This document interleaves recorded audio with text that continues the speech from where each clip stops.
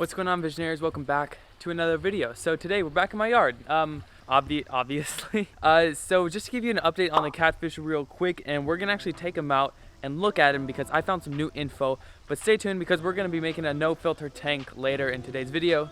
So let's go.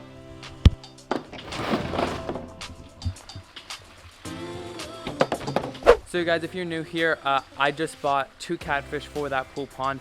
They're about 15 inches. One just died and it had sores on him. And I messaged the seller and they're gonna tell us what's wrong, and you're all caught up. So they said they contacted their vet and it was actually because of some sort of either fungal or bacterial infection, which means that it's because of poor water quality. So what they said, basically just to get some infectant sort of liquids to help it at any pet store, and maybe some aquarium or some pond salt, which should help its wounds. So we're actually gonna grab the catfish and see if it has the same wounds as our last catfish did.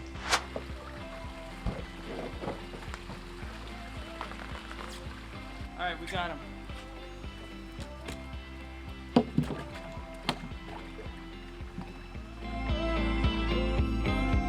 So here's the catfish. Now, I'm gonna probably put you guys on our tripod, but we're gonna inspect this guy and actually see if he has any sores on him like his other brother did. So let's go ahead. All right, so we're here. I got gloves on. I'm gonna get them wet because these fish actually have spines on them to where they can actually pierce you and hurt you.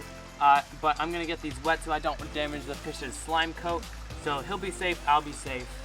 I see kind of a spot where the last sore was here, but it could just be a literal raise in their skin. I don't see anything bad on that side of the fish, and I don't really see anything bad on the other side. It kind of has... Alright, so I don't really see too much wrong with that fish, but I may end up just putting some pond salt in with the pond, just because that could help it. Sometimes you can get this like blue liquid that will help it with like pure sores like my other one had, but I don't see any actual sores on here, so I'm just going to be doing water changes maybe every 3 days on that thing, just to make the water more pure and just to help the fish in general. And I may just try to get some salt and put it in because that should help them just make the water more healthy, and any bad things that the last catfish gave off in the water, that salt should fix. So he seems pretty good. Let's go release him back in the pond. The next thing is actually getting this guy to eat, because this pond has a fairly high volume of water. It's not super clear because there's some green algae on the sides of the wall which reflects, which kind of makes the water a green tint. The water itself is perfectly clear. We're just gonna have to figure out how to get that guy to eat. I would have rather put him in this pond, which is smaller, perfectly clear, but it has a turtle brumating in here, and I don't know what that's gonna do to have a bottom feeding catfish in there. But let's just head to the pet store to get some live plants for this no filter tank that I'll show you when we get back. So stay tuned. We're gonna go to the pet store, maybe get some of that salt to try to help that catfish. So let's go. Let's get some new plants for this fish bowl. All right, so this one, because we have a taller fish bowl, this narrow leaf fern should work. There is an Amazon sword, but it doesn't look like it's doing that well.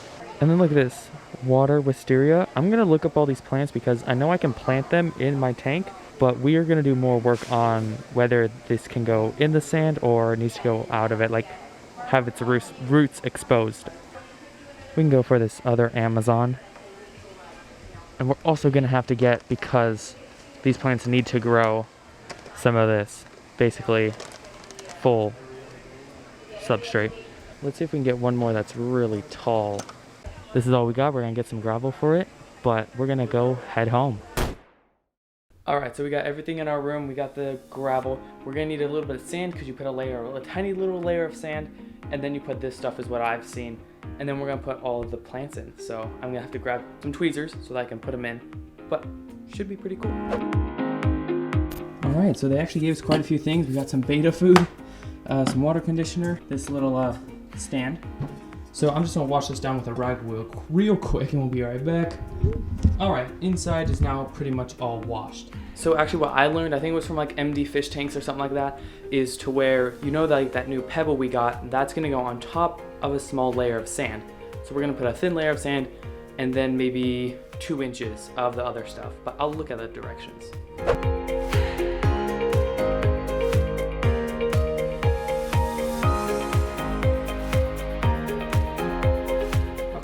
see, I got a piece of driftwood, and then we'll have some rocks.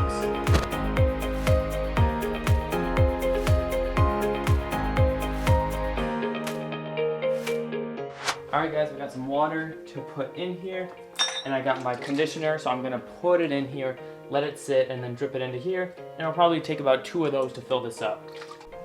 Alright, just about time to pour it in. Now I'm gonna pour it in slightly. You gotta be careful, because you do not want to get your water super cloudy or mess up any of the plants.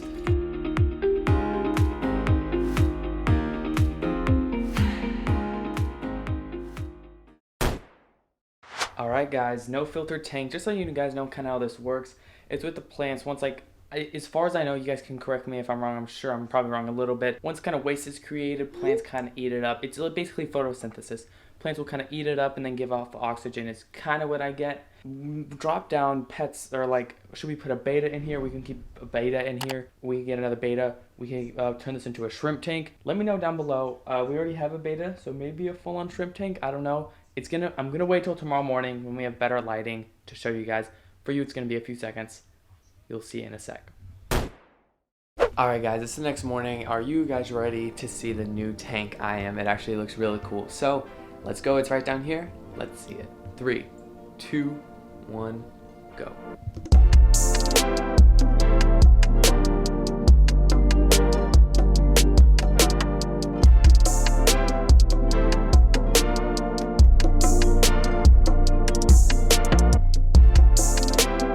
Alright guys, so here it is. Let me know how you think of it. Now, it's really got a bubble view here, but you got 2 of these smaller plants right here. There's 2 on here, 2 on here. And you got your driftwood in the back. And I got a rock posted up against there and there. And so I got a Anubias back there, a Java fern. These 2 right here are like, sort of like stem plants. So they're really thin and they just stick up and they should grow up. The Java fern and the Anubias are not planted in here. They're properly planted.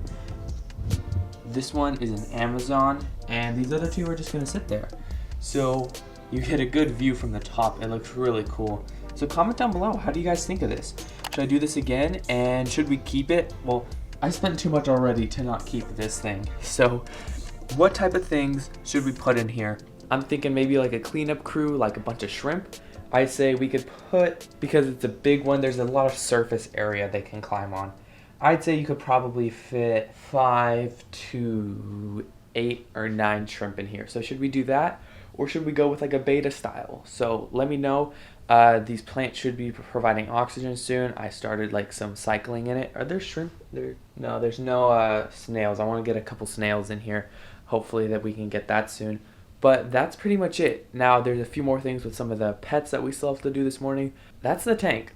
And this is easy for you guys. All you need is some of that normal sand, and then some of this like fluval, like little black pebble substrate. It'll help the plants grow and everything and start its like cycle. I just got some wood just in case, no matter what I put on here, driftwood's always cool.